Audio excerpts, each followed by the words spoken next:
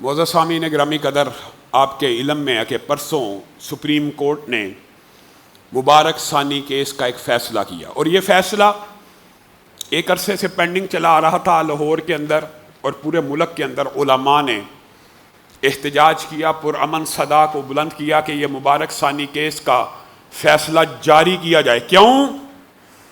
کرتاس کے چہرے پر ایک لفظ لکھا میں نے، اس لفظ کی خوشبو سے کرتاس معطر ہے، اس نام کی کرنوں سے ہر چیز منور ہے، وہ نام مکمل ہے، وہ نام محمد ہے صلی اللہ علیہ وسلم۔ اس نام کی آبرو، عصمت اور حرمت پہ ہم کٹ جائیں، ہمارے بچے کٹ جائیں، یہ ہمارے لیے اعزاز کی بات ہے۔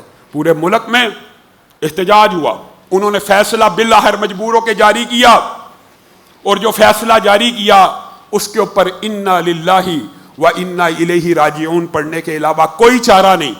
محترم چیف جسٹس صاحب، آپ لوگوں کے اوپر پھپتی اور تانا کستے ہیں آئین کو ری رائٹ کرنے کا، اور آپ اسلام اور شریعت کو ری رائٹ کرنا چاہتے ہیں، آپ قرآن اور حدیث کو ری رائٹ کرنا چاہتے ہیں۔ آپ نے آئین کو ری رائٹ کرنے کی پھپتی کیا کسی، آپ نے آئین کا قانون کا جنازہ نکال دیا۔ فیصلہ کیا دیا؟ بے شک قادیانی غیر مسلم ہے، پاکستان کے اندر غیر مسلم ہے، لیکن وہ اپنی چار دیواری کے اندر، وہ اپنے اداروں کے اندر، وہ اپنے مراکز کے اندر اسلامی شعار کے مطابق کوئی عبادت کرنا چاہیں حدود و قیود کے ساتھ تو ان کو اجازت ہے۔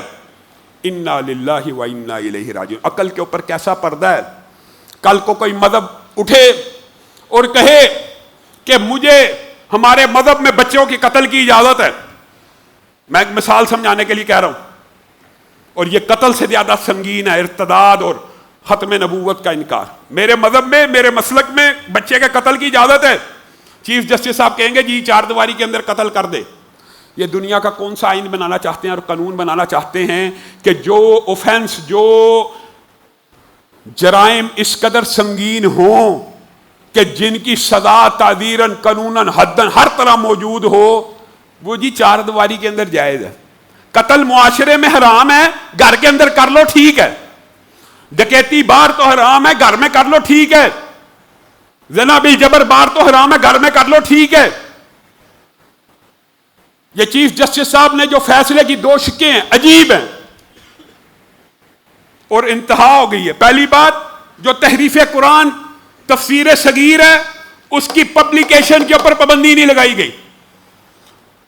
قادیانی قرآن پاک میں جو مرضی تحریف کر کے اگر قادیانیوں میں بانٹیں گے تو وہ جی تحریف قرآن کے زمرے میں نہیں آئے گا۔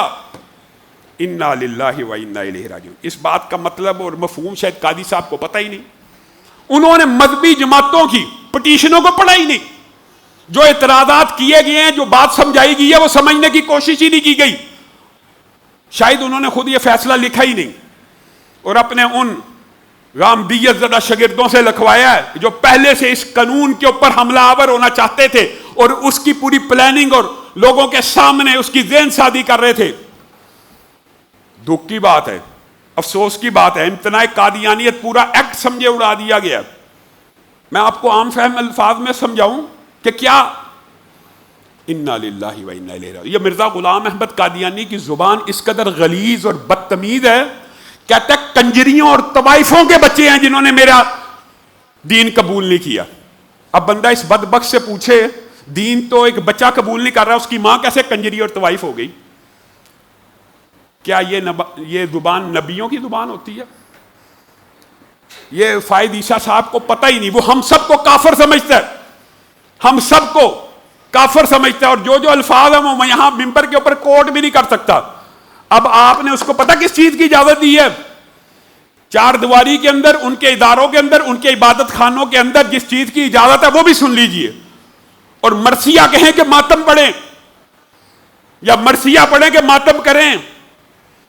مرزا غلام احمد قادیانی شاعر اسلام کے اوپر ایسے حملہ آور ہوا، کہتا ہے میری بیویاں امہات المومنین ہیں، میرے امتی، میرے ماننے والے میرے صحابہ ہیں، یہ میرے خلیفہ خلفائے راشدین ہیں، یہ میری نماز کی پکار اذان ہے، یہ میری نماز بعین مسلمانوں کی نماز ہے، یہ بکرے کی گردن کے اوپر چھری چلانا بعین قربانی ہے مسلمانوں کی طرف۔ اب بتائیے چیف جسٹس صاحب وہ بند کمرے کے اندر، ادارے کے اندر اس بات کی تبلیغ کرے کہ میرے ساتھی اصحاب رسول تھے، تو کوئی غیرت مند مسلمان اس بات کو گوارا کرے گا؟ آپ ان کو یہ حقوق دینا چاہتے ہیں؟ آپ معاشرے میں بدامنی پھیلانا چاہتے ہیں؟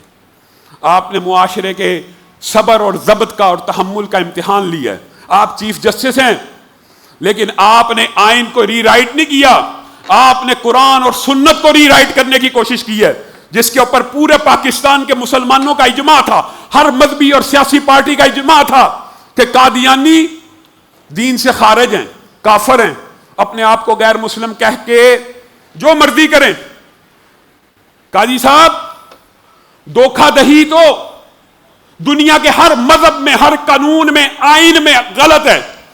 یہ دھوکہ دہی نہیں ہے کہ ایک بندہ مسلمان نہ ہو اور اپنے آپ کو کہے میں مسلمان ہوں، یا تو ہمیں بھی اجازت دے دی جائے کہ ہم اپنے گھر میں بیٹھ کے یہ دعویٰ کرتے ہیں میں چیف آف آرمی سٹاف ہوں، آج کے بعد پاکستان کا چیف آف آرمی سٹاف میں ہوں، میں اپنے مسالک کی مساجد میں، اپنے اداروں میں اس بات کی تبلیغ کرنا شروع کر دوں کہ اس پاکستان کا حکمران میں ہوں، چیف جسٹس آج کے بعد میں ہوں، میری عدالت لگے گی۔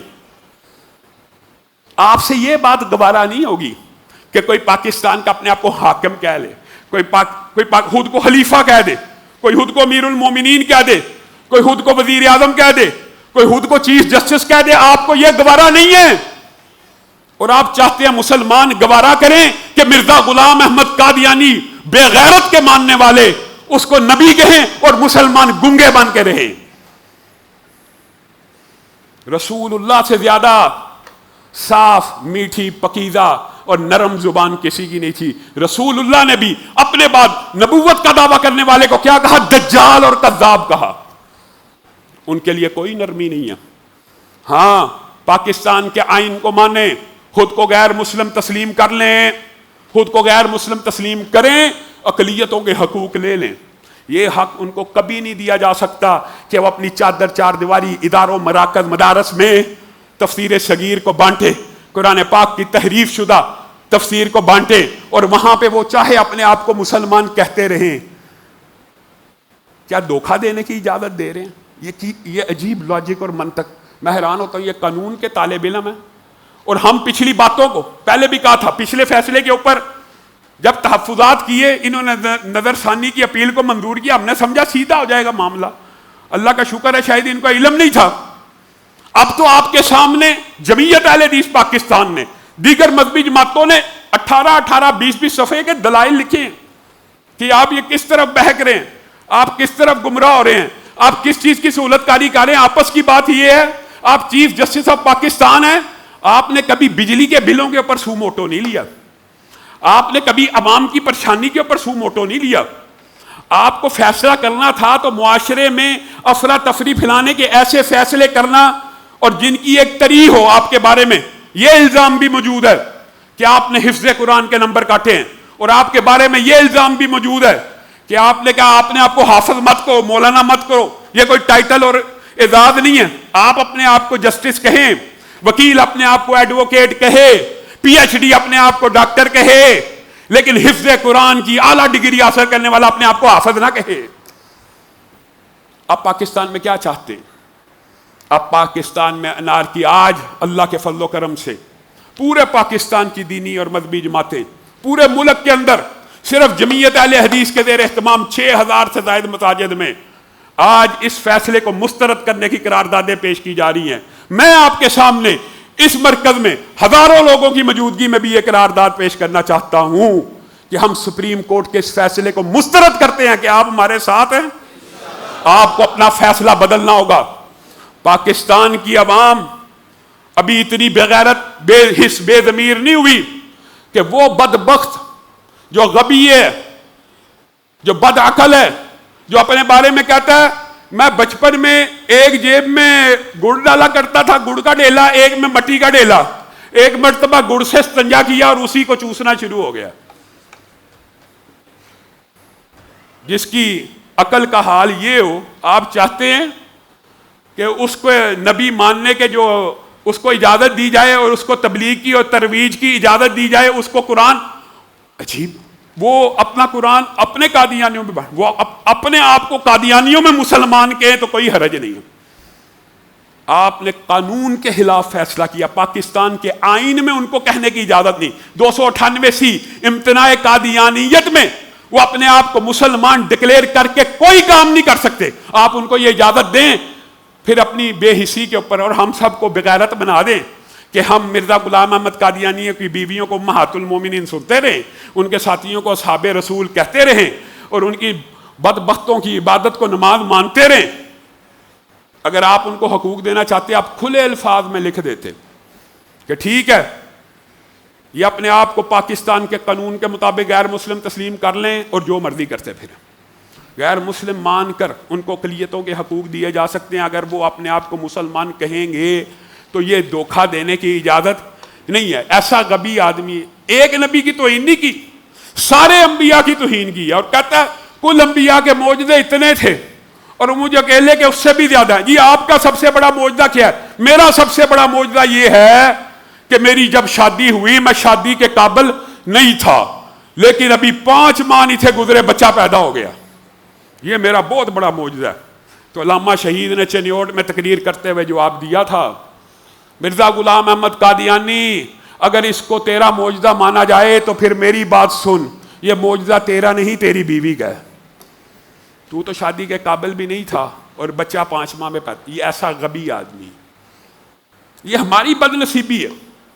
سابقہ جتنے بھی نبوت کے دعوے دار ہیں وہ ایول جینیس تھے، ایول جینیس، شیطانی ذہانت کے حامل، یہ بدبخت غبی کم عقل ہمارے بارے میں، مسلمانوں کے بارے میں جو یہ الفاظ استعمال کر۔ اب مجھے چیف جسٹس صاحب یہ بات کریں، بیان فرما دیں کہ قادیاں کو مکہ مکرمہ کہتا ہے، ربوہ کو مدینہ منورہ کہتا ہے، کیا مسلمان مکہ اور مدینہ قادیان اور ربوے کو کہنے دیں گے؟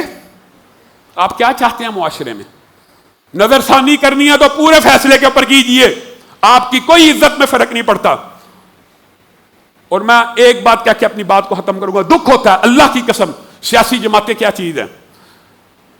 عمران خان کے دور میں کوئی بات ہوتی تھی، ہم اس کے خلاف کھڑے ہوتے تھے، لوگ پی ٹی آئی کے لوگ ہمیں برا بلا کہتے تھے، یہ جی عمران خان کی مخالفت کی وجہ ہے، جی عمران خان 5 سال عمران خان کی اپوزیشن کی، لوگوں نے کہا جی یہ ہر بات عمران خان کی مخالفت۔ اب نواز شریف صاحب کا، شہباز شریف صاحب کا دور آیا ہے، قاضی فائز عیسیٰ کے فیصلے کو مسترد کیا ہے اور یہ جی نواز شریف کی مخالفت ہے۔ آپ کیسے لوگ ہیں؟ اگر کوئی جج ختم نبوت کے اوپر، کوئی پارٹی ختم نبوت کے اوپر حملہ آور ہوتی ہے، آپ کہتے ہیں پی ٹی آئی ہے تو جائز ہے، نون لیگ ہے تو جائز ہے۔ کبھی عمران خان اور نواز شریف کو مائنس کر کے دین اور اسلام کے لیے بھی سوچا کیجئے۔